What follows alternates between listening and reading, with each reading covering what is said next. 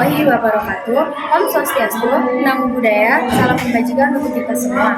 Di sini saya Elsa Maisari dari kelas 10-9. Saya akan mempresentasikan video tentang biologi komponen ekosistem.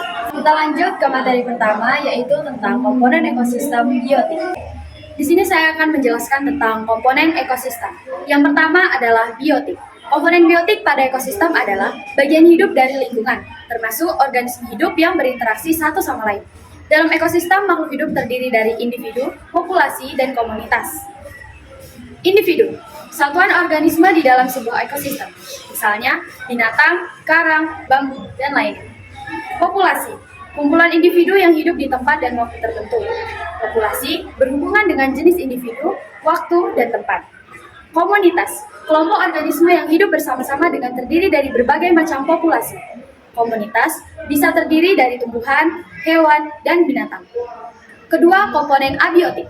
Pada ekosistem adalah bagian yang tidak hidup pada lingkungan. Kemampuan organisme untuk hidup dan berkembang biak akan tergantung dengan faktor abiotik lingkungannya. Yang termasuk komponen abiotik adalah air, tanah, suhu, cahaya, udara, tekanan udara, dan topografi, dan lainnya. Selanjutnya, interaksi antar spesies dalam ekosistem. Yang pertama, netralisme. Interaksi antara dua atau lebih spesies yang tidak terpengaruh oleh asosiasi. Dalam netralisme, tidak ada yang diuntungkan dan dirugikan. Kompetisi, persaingan interaksi antara dua atau lebih spesies yang saling eksklusif. Komensalisme, interaksi antara dua spesies yang satu diuntungkan dan yang lain tidak terpengaruh. Amensalisme, interaksi antara dua spesies yang satu dirugikan dan yang lain tidak terpengaruh. Parasitisme, interaksi antara dua spesies yang satu diuntungkan dan yang lain dirugikan. Mutualisme, interaksi antara dua spesies yang saling menguntungkan. Protokooperasi, interaksi antara dua spesies yang saling menguntungkan tetapi tidak dapat dirugikan hidup sendiri. Predasi, pemangsaan, interaksi antara dua spesies yang satu memangsa yang lain. Adakah hubungan antara rantai makanan dengan aliran energi? Jawabannya adalah ada. Pada dasarnya aliran energi adalah berpindahnya energi dari suatu bentuk ke bentuk lain. Energi adalah kekal, tidak dapat dihancurkan dan juga tidak dapat diciptakan. Artinya, makhluk hidup harus mendapat energi dengan cara memperolehnya dari bentuk lain. Aliran energi dalam suatu ekosistem yang terjadi melalui peristiwa makan dan dimakan, yang disebut rantai makan. Kita lanjut selanjutnya, tingkatan trofit rantai makanan terdiri dari produsen sebagai tingkat trofit pertama, konsumen primer sebagai tingkat trofit kedua, konsumen sekunder sebagai tingkat trofit ketiga, konsumen tersier sebagai tingkat trofit keempat. Aliran energi pada sebuah rantai makanan dimulai dari produsen. Produsen merupakan organisme yang dapat membuat makanannya sendiri dari faktor abiotik, seperti air dan sinar matahari. Produsen seperti tumbuhan dan fitoplankton merupakan sumber energi bagi makhluk hidup lainnya. Produsen kemudian dimakan oleh konsumen primer. Konsumen primer kemudian dimakan oleh konsumen sekunder. Dan seterusnya, hingga energi mengalir dalam suatu rantai makanan. Namun, aliran energi dalam rantai makanan tidak terlalu efisien. Artinya, tidak semua energi makhluk hidup dalam suatu trofit diperoleh seutuhnya oleh makhluk hidup dari trofit lainnya. Alasan tidak efisiennya aliran energi dalam rantai makanan dikarenakan oleh 1. Di setiap tingkat trofit makhluk hidup mengubah sebagian besar energinya menjadi panas ketika melakukan respirasi sel dan juga aktivitas sehari-hari. Yang kedua, makhluk hidup mengubah beberapa bagian energi menjadi molekul organik yang tidak dapat dimakan oleh makhluk hidup lainnya, misalnya kotoran. Yang ketiga, tidak semua makhluk hidup mati karena dimakan makhluk hidup lain. Sebagian besar makhluk hidup mati tanpa dimakan oleh makhluk hidup lain dan langsung didekomposisi oleh pengurai, sehingga aliran energi berhenti pada makhluk yang mati. Baik, di sini saya ada contoh dari tingkatan rantai makanan dari aliran energi. Ini saya memiliki contoh yaitu tingkat trofit rantai makanan. Selanjutnya, materi aliran energi pada jaring-jaring makanan dimulai dari produsen, seperti tumbuhan atau alga yang memperoleh energi dari matahari melalui fotosintesis. Konsumen pada tingkat trofit pertama, seperti hewan herbivora, memakan tumbuhan atau alga sebagai sumber makanannya. Kemudian konsumen pada tingkat trofit kedua, seperti hewan karnivora yang memakan hewan herbivora, akan memperoleh energi dari konsumen pada tingkat trofit pertama. Selain itu, dalam jaring-jaring makanan, terdapat juga konsumen omnivora yang memakan tumbuhan dan hewan sebagai sumber makanannya, serta pemangsa puncak yang berada di puncak rantai makanan dan tidak memiliki predator alami. Konsumen dalam jaring-jaring makanan juga dapat berfungsi sebagai mangsa atau predator bagi organisme lain pada tingkat trofit yang sama atau berbeda. Dalam jaring-jaring makanan, aliran energi tidak hanya terjadi pada satu rantai makanan loh, tetapi juga antar rantai makanan yang saling terhubung. Dengan demikian, jaring-jaring makanan memungkinkan aliran energi dan nutrisi yang lebih kompleks di suatu ekosistem dan memainkan peran penting dalam menjaga keseimbangan ekosistem secara keseluruhan. Di sini saya memiliki media contoh jaring-jaring makanan. Ini adalah contoh media dari jaring-jaring makanan. Baik, selanjutnya adalah materi piramida ekologi. Yang pertama ada piramida jumlah. Adalah piramida ekologi yang menggambarkan jumlah spesies dalam tingkatan trofit rantai makanan. Artinya piramida jumlah menunjukkan jumlah produsen, konsumen primer, konsumen sekunder, dan konsumen tersier dalam suatu rantai makanan. Piramida jumlah tidak selalu memiliki bentuk yang teratur karena tidak memperhitungkan biomasa maupun aliran energi dalam suatu ekosistem. Piramida jumlah hanya memperhitungkan angka keberadaan organisme. Misalnya, piramida jumlah dapat berbentuk piramida tegak ataupun berbentuk piramida jumlah terbalik. Kemudian, gambar ini menunjukkan ekosistem piramida jumlah pada ekosistem padang rumput. Terlihat bahwa rumput memiliki jumlah sekitar 1,5 juta individu dan berperan sebagai produsen yang menyediakan makan bagi sekitar 200.000 serangga herbivora. Selanjutnya, serangga herbivora dimakan oleh konsumen sekunder, yaitu sekitar 90.000 serangga predator. Dan di puncak trofit, terdapat seekor burung sebagai konsumen tersier. Baik, selanjutnya yaitu piramida biomasa.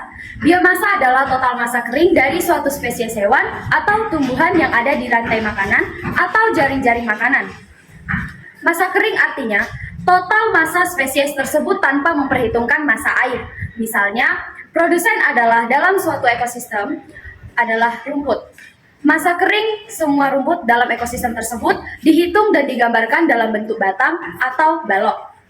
Balok biomasa tersebut terus disusun sesuai dengan massa kering setiap spesies dalam tingkat trofit. Balok biomasa dari tingkat trofit terendah ke tingkat trofit tertinggi akan makin kecil. Hal tersebut dikarenakan spesies tingkat trofit yang lebih rendah harus lebih banyak dari spesies tingkat trofit di atasnya. Contoh dua piramida biomasa. Yang pertama adalah piramida biomasa ekosistem Silver Springs di Florida. Dan yang satunya lagi adalah piramida biomasa zooplankton dan fitoplankton di Selat Inggris. Pada ekosistem Silver Springs, biomasa tumbuhan sebagai produsen yang disimbolkan dengan balok hijau sangatlah banyak, sehingga cukup untuk memberi makan bagi serangga herbivora dan siput yang berada di tingkat trofit konsumen primer. Terlihat jumlah biomasa pada piramida ekosistem tersebut makin kecil seiring bertambahnya tingkat trofit. Selanjutnya adalah materi penyusun piramida energi. 1. Produsen. Produsen adalah organisme atau makhluk hidup yang dapat menghasilkan makanannya sendiri. Mereka memanfaatkan energi dari sumber energi yang tidak hidup. Contohnya adalah tanaman yang melakukan fotosintesis. Mereka memanfaatkan sumber energi berupa matahari untuk menghasilkan makanan.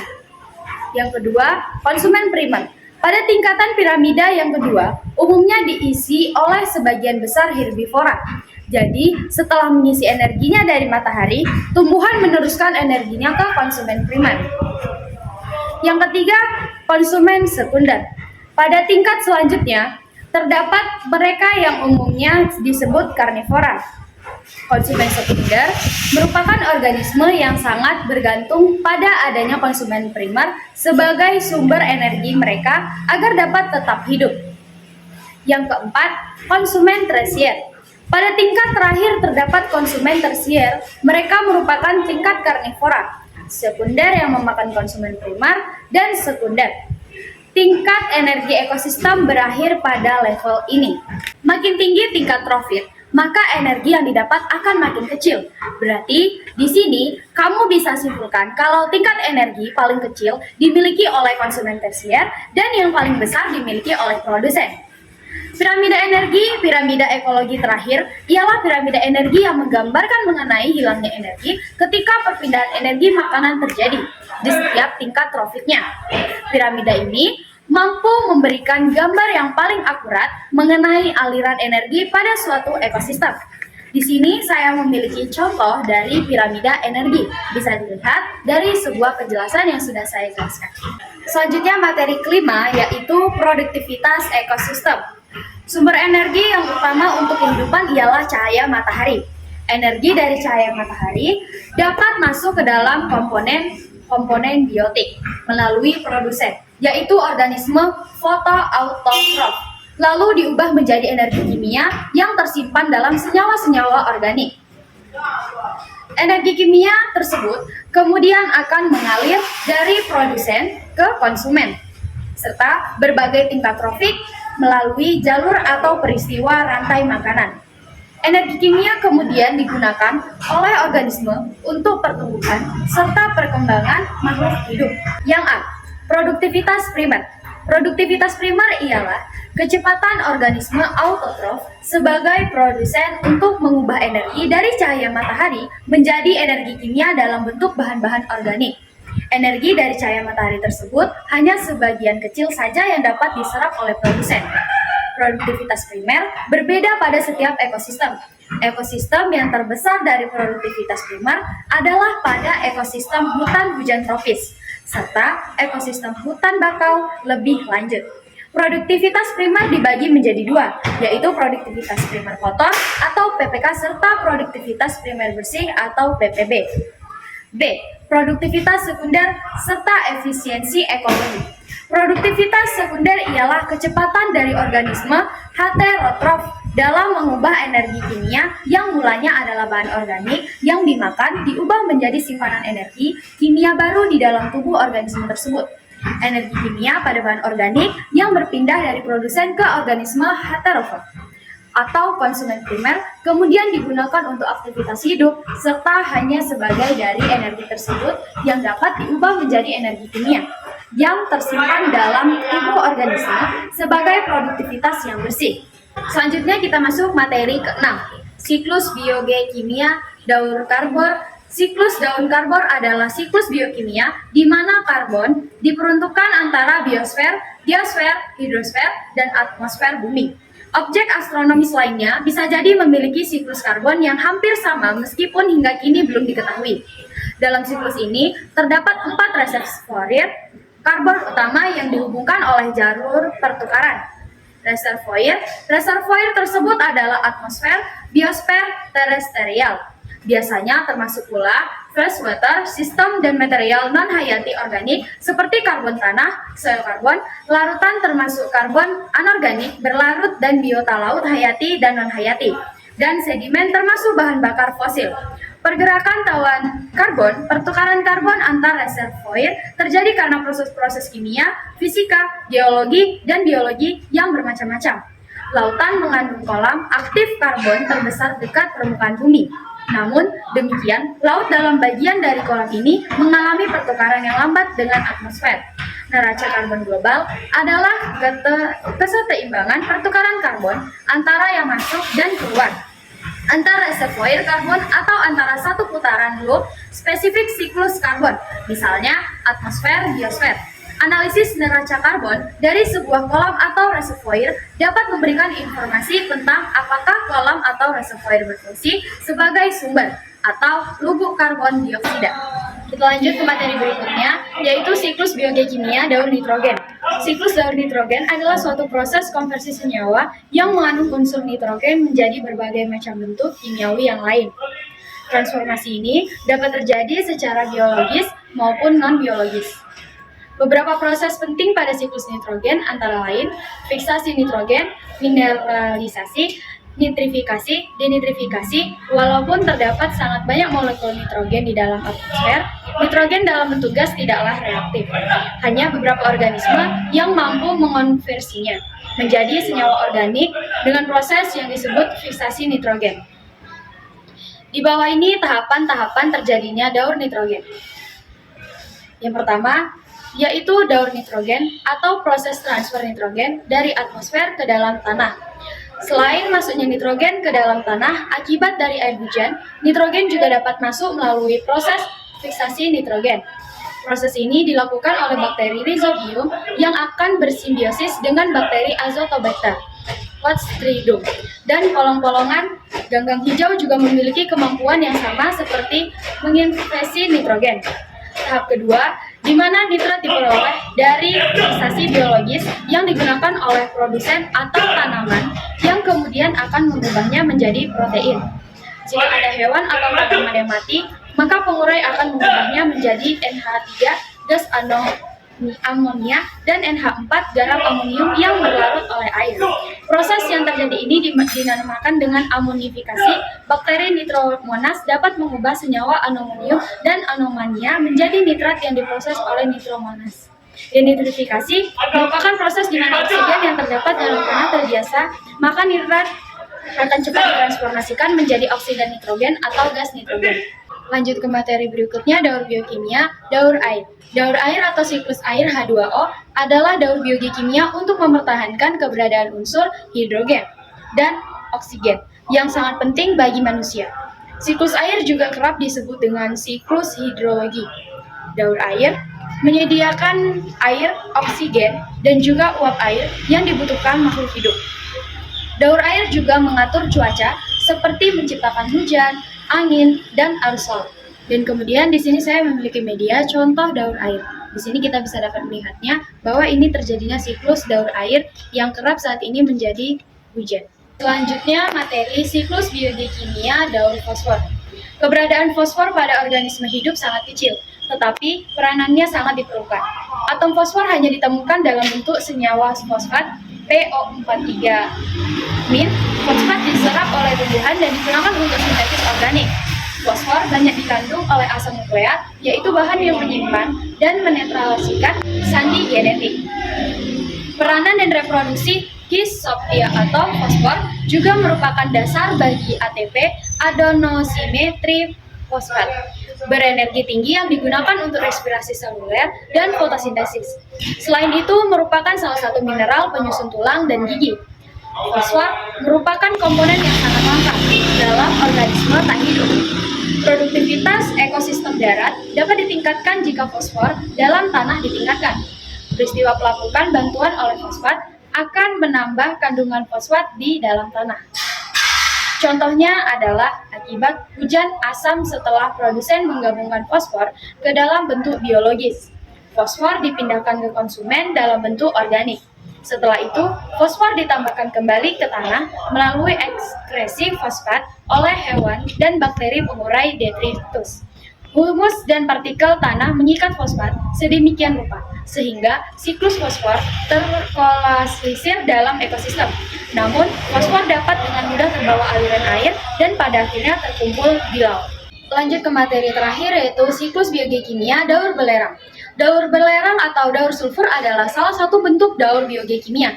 Pengertian dan definisi lain dari daur belerang atau sulfur yaitu perubahan sulfur dari hidrogen sulfida menjadi sulfur dioksida, lalu menjadi sulfat dan kembali menjadi hidrogen sulfida lagi.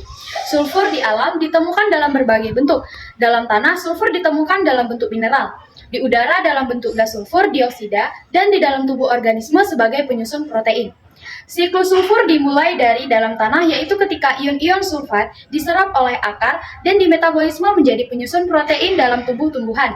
Ketika hewan dan manusia memakan tumbuhan, protein tersebut akan berpindah ke tubuh manusia. Dari dalam tubuh manusia, senyawa sulfur mengalami metabolisme yang sisa-sisa hasil metabolisme tersebut diuraikan oleh bakteri dalam lambung berupa gas. Salah satu zat yang terkandung dalam gas tersebut adalah sulfur. Sulfur banyak terdapat di kerak bumi. Sulfur dapat diserap oleh tumbuhan di dalam bentuk sulfat. Sulfur diperlukan dalam sintetis senyawa protein. Sulfat dalam tanah diserap oleh tumbuhan. Selanjutnya digunakan untuk sintetis protein. Melalui rantai makanan, makanan sulfur berpindah ke dalam konsumen. Jika organisme mati, senyawa sulfur dalam organisme akan terurai secara aerob membentuk sulfat kembali. Dan bila penguraian berlangsung secara anaerob, menghasilkan gas sulfur dan sulfida. Gas sulfur dan sulfida juga berasal dari hasil reduksi senyawa sulfat secara anaerob oleh bakteri reproduksi sulfur. Oleh bakteri sulfur, gas sulfur dan sulfida di udara dioksida menghasilkan sulfur. Selanjutnya sulfur dioksidasi lagi membentuk sulfat dalam tanah. Proses terjadinya sulfur akibat dari proses terjadinya pembakaran bahan bakar fosil batu bara atau terjadi akibat adanya aktivitas gunung berapi. Lalu asapnya akan naik ke atmosfer atau udara sulfur oksida itu akan berada di awan yang menjadi hidrolidit air membentuk H2SO4. Awan akan mengalami kondensasi yang akhirnya menurunkan hujan yang dikenal dengan hujan asam. Materi terakhir itu adalah contoh daur biologi kimia. Daur biologi kimia berfungsi sebagai siklus materi yang mengembalikan semua unsur-unsur kimia yang sudah terpakai oleh semua yang ada di bumi, baik komponen biotik maupun komponen abiotik, sehingga kelangsungan hidup di bumi dapat terjaga. Baik, saya akan membacakan 5 contoh soal. Soal yang pertama, piramida ekologi adalah susunan tingkat trofit. Salah satu jenisnya adalah piramida yang menggambarkan terjadinya penurunan energi pada setiap tingkatan trofit. Dari ketiga jenis piramida ekologi, piramida ini dianggap merupakan model piramida terbaik. Mengapa demikian? Jawabannya adalah piramida energi merupakan model piramida terbaik karena menunjukkan efisiensi ekologi atau produktivitas ekosistem. Soal yang kedua, pada sebuah padang rumput terdapat proses interaksi pada ekosistem. Ada kambing-kambing jantan yang sedang berkelahi, memperebutkan pasangan kawin, dan ada seekor sapi di dekat kambing yang memakan rumput. Jenis interaksi apakah yang terjadi? Jawabannya adalah kompetisi. Adalah interaksi antar dua atau lebih spesies yang saling menghalangi. Hal ini terjadi karena masing-masing spesies memiliki kebutuhan yang sama. Selanjutnya soal nomor 3. Jelaskan pengertian komponen abiotik dan biotik. Komponen yang pertama adalah biotik. Biotik merupakan komponen ekosistem, bagian hidup dari lingkungan, termasuk organisme hidup yang berinteraksi satu sama lain. Dalam ekosistem, makhluk hidup terdiri dari individu, populasi, dan komunitas. Yang kedua, apa itu komponen abiotik? Pada ekosistem adalah bagian yang tidak hidup pada lingkungan. Kemampuan organisme untuk hidup dan berkembang dia akan tergantung dengan faktor abiotik lingkungannya. Yang termasuk komponen abiotik adalah air, tanah, suhu, cahaya, udara, tekanan udara, dan topografi yang lainnya. Yang ketiga, soal yang keempat, satu kesatuan yang terdiri makhluk hidup dan komponen atau faktor abiotik disebut dengan, jawabannya adalah ekosistem. Yang kelima, tempat tinggal atau hidup satu organisme disebut dengan, jawabannya adalah habitat. Itulah penjelasan singkat tentang materi biologi yang sudah saya jelaskan dan 5 contoh soal yang sudah saya berikan. Jika ada kesalahan, mohon dimaafkan. Wassalamualaikum warahmatullahi wabarakatuh.